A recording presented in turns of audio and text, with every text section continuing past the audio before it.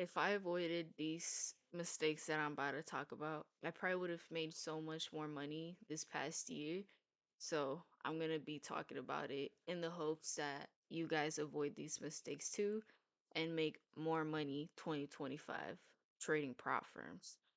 Number one is not being aware of all the rules that the prop firm you're trading with has. For example, with me, I got funded with Take Profit, not knowing that in their funded accounts, they have a trailing stop loss up to a certain point, which I didn't know about until I actually got funded. If I knew that they had that rule, I probably would have avoided getting funded with them. But that definitely taught me to be more aware and look for more of the rules, the hidden rules that prop firms have. Number two is a really simple one, but it's very important, and it's just waiting for those candles to close and making decisions based off of candles that are already formed.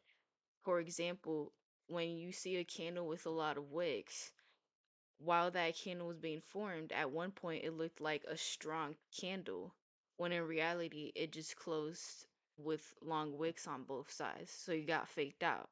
And that happened to me a couple of times. And every time I told myself, if I just waited for that candle to close, I would have been fine. Okay. So start making decisions based off of candles that have already been formed to avoid getting faked out, basically. Next thing I wrote, don't try to predict the market. And I did that a lot. I had like a daily bias or something, and I'd stick to it and I try to predict the market instead of analyzing the market and getting confirmation from the market. Again, waiting for candle closes or waiting for certain things to happen to get confirmation to get into that certain trade. Next thing to avoid is not being aware of liquidity levels. Before, I used to forget to mark liquidity levels very often, and I'd be the liquidity. So whenever you start trading, start marking your liquidity levels so you won't be the liquidity. The next thing I wrote down was not charting often. You don't want your drawings and stuff from last week still up. You need a fresh mindset. That's literally what I wrote.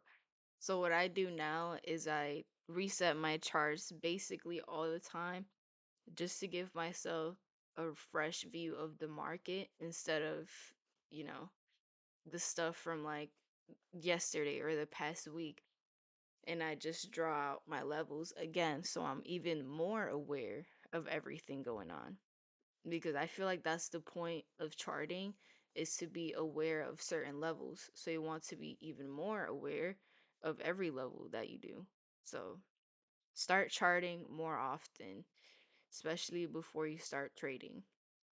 And don't leave your charting stuff up for over a couple days. I used to be, obsessed with leaving my charts up, my how do you say it? My analysis up, you know, the drawings and stuff. I used to be obsessed with leaving them up, and like I'd hate to like get rid of them. But that's a bad habit and you want to get used to, charting almost every day. Next thing I wrote down is risking the same every trade or having the same size stop loss. Yeah, I did that mistake a lot. I used to always have a 50 tick stop loss no matter what, which number one is too tight of a stop loss. And number two, I'd get most of the time, not most of the time, but a lot of the time, I'd get stopped out just because, it's a tight stop loss, but I'd end up being right. So now what I do is, depending on the certain trade, I put my stop loss at a certain, level, a certain wick. Before, I'd put it in the middle of a candle, but now I always make sure that my stop loss is above a candle wick, not the body of a candle, because that's just a tight stop loss. And then last thing I want to talk about is being too zoomed in. So trading on a 1 minute time frame. If you're not successful yet with trading and you're still trading on a 1 minute time frame, I advise that you try to go on a 5 minute time frame or even a higher time frame. And this is gonna help you be more picky with your trades. It's gonna help you be more patient, waiting for the candles to close, and it's gonna help you overall because less is more. You're gonna take less trades, which are gonna lead to better quality setups. And also you're going to be more aware of the bigger picture of the charts. Like if you're on a 1 minute time frame, most likely you're gonna be zoomed in all the time, not knowing where bigger levels are, bigger time frame levels are, and you're gonna be lost. And also, the 1 minute time frame moves super fast.